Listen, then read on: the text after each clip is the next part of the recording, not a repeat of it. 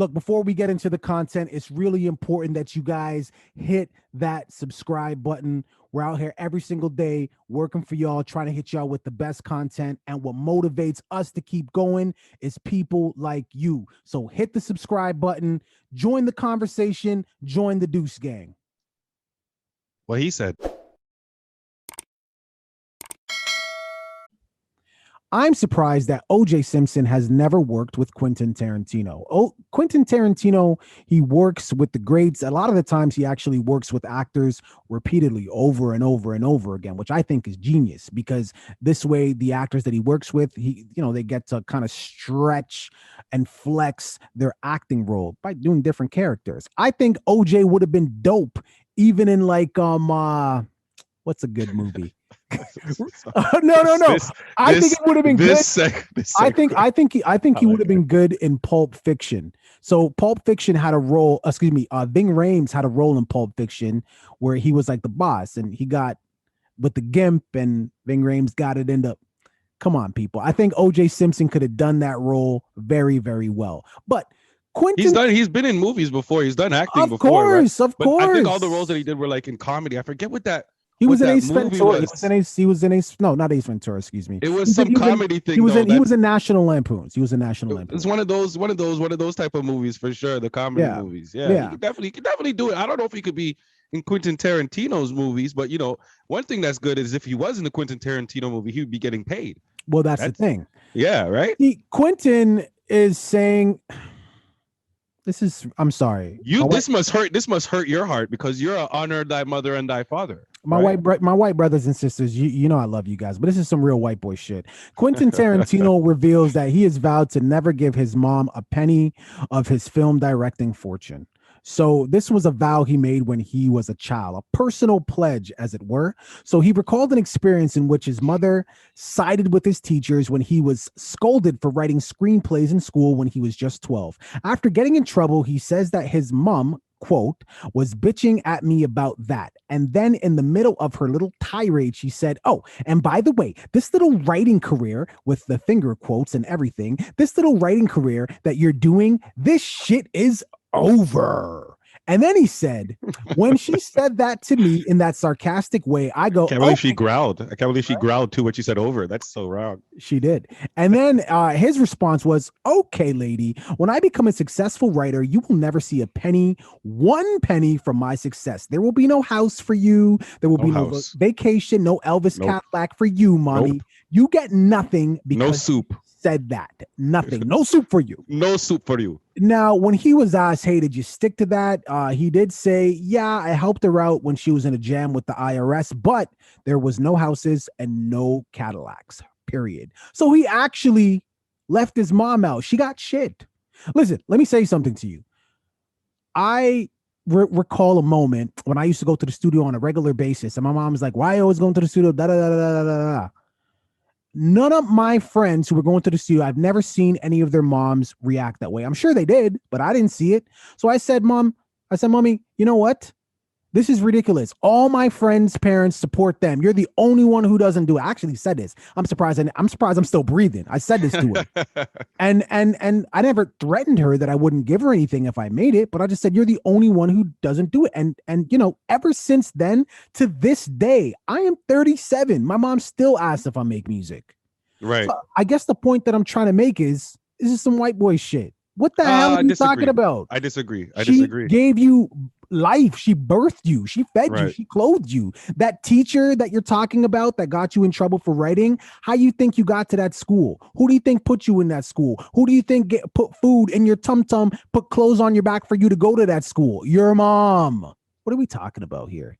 It's definitely not white boy shit. This is not white boy shit. This is just life. And I feel like I come from a family, as I'm sure you come from a family, where they put family above everything else. Like you can do no wrong. Like I have some family members who, have done some horrible, horrible things. And my family continues to forgive them and continues to let them in and continues to, you know what I mean?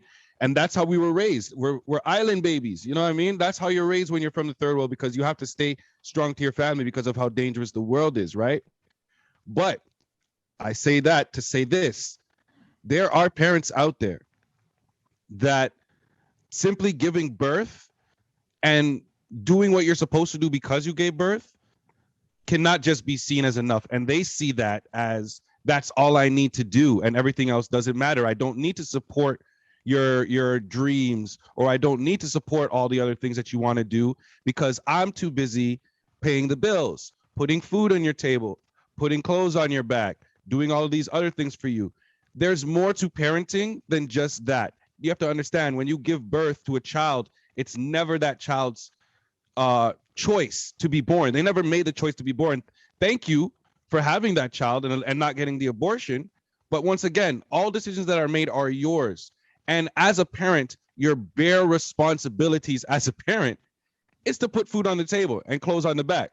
That's your bare minimum responsibilities. Now you have a child who's going out there and sacrificing their life, their livelihood, not knowing what they want to do. And yes, they do have a home, but that's what you're supposed to provide for somebody as a child. That's what you're supposed to do as a parent. You're providing that, yes, but they're going out and doing what they have to do and sacrificing parts of their lives to go and build something that you never had faith in. You never believed in it. You never wanted to do it. And now Quentin Tarantino has made it in his career. He's made it finally. And now here you come talking about, oh, buy me a house.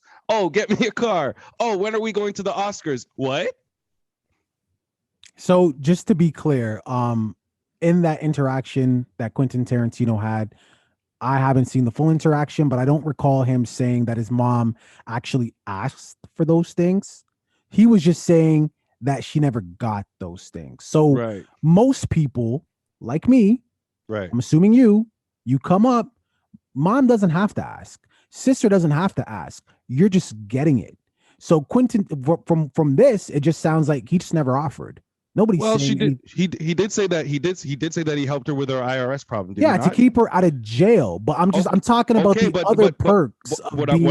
What I'm trying to say is, if she came to him with the IRS problem, which he obviously helped because that was a dire situation, that was like either go to jail or not, you have to assume that she's probably come to him before for other things. We don't have to assume. We don't have to assume. So the IRS, you can just assume that the IRS thing was the only thing that she's ever asked him for involving money, what I'm saying is clearly this relationship between them, when it comes to this one thing, him being in this industry from he was 12 is a sore spot. Clearly it is, because at 12 he made a solemn vow to never do anything nice for her. So clearly it's a sore spot. So now Quentin Tarantino he's famous. He directs his first movie. He's famous. He's good. Mom's like, oh shit, I fucked up. But in between 12 and that time, a lot of this is going on. A lot of it guaranteed. So, oh shit, I fucked up. Reservoir Dogs is a success. But all this, you think mom is being like, I know it's been no, mom ain't saying anything. They've been butting heads for years. I don't see mom going to him and asking him for shit. The IRS thing, I'm sure that may have been the one. I ain't trying to go to jail. I'll swallow my pride. Can you help me? But I don't see his, like, I'm not doing it. I'm not doing it. If I'm shitting on you for years and years and years and years and you finally pop off, I'm not going to go to you with my tail in between my legs and be like, hey, can you please let me? I'm not doing that. Right. Well, so I don't see it. Listen, just to get a little deeper, like me and my mom, we don't have the best relationship, right? And I can understand where Quentin Tarantino is coming from when he says certain things in this thing. I think that's why I'm able to relate to it more. Like I said, come from a family where family is above everything, but I grew up with a different mindset. You know it. A lot of people hearing me talk know that I definitely think different about a lot of things. And it's basically the way I was brought up, the environment that I grew up in and the people that I had around me. And it came to a point where I realized that, yes, you should forgive people. Absolutely. But you should never just accept people just because they, I don't know. It's just, for me, I can't just say just because somebody gave birth to me and they were never there to ever support anything that I did. Never there to support anything I did. Never told me to stop, told me not to do it, whatever. Never wanted to hear about it. Never came to see anything that I did. And now I make it in that career. It's hard for me to say, now I'm going to support you when you didn't support me. I will stick to what I said earlier. As far as parenting is concerned, the bare minimum as a parent is to feed your child, put clothes on their back, and support them while they're going through school. Now, I paid my way through university. So I can't say that my mom supported me all the way throughout my school and did everything. Did she put food in my belly? Absolutely. Did I have a roof and a bed to sleep in? Absolutely. But when it came to everything else, the late night hours that I'm pulling, all of this that I'm doing, the going to school and then going to auditions after and then going here after, I had to find my own way. I had to be my own support system. I had to be my own biggest fan. And you hear in a lot of these success stories, these guys thank their mom and thank their dad or thank their mentor or thank somebody. They had somebody in their story that really believed in them and pushed them and helped to support them. When you don't have that and you make it, it's a different mentality. You have to understand it's just a different mentality. If I had no support and I make it now, why am I going to feel obligated to support anybody? Why? Because they gave birth to me and that's it? Nah, bro. For me, it doesn't work like that. And I've had many fights with my family over this and me and my mom's relationship. And their only comeback is that's your mom. You should forgive her. That's your mom. And for me and for Quentin, that's not enough. Well, that's your relationship with your mom, and obviously it's layered. But the reason why the only comeback that they have, and really it's the only comeback that they need, is that's your mom, is because it literally says in the Bible, honor thy mother and thy father. So when your mom or your dad is a piece of shit to you for your entire life, it is sometimes your job, the child's job, to try to develop that relationship and to get over that hump, right? So that's why when you say that's the only thing they keep saying to you, that's kind of all they need to say. That's it.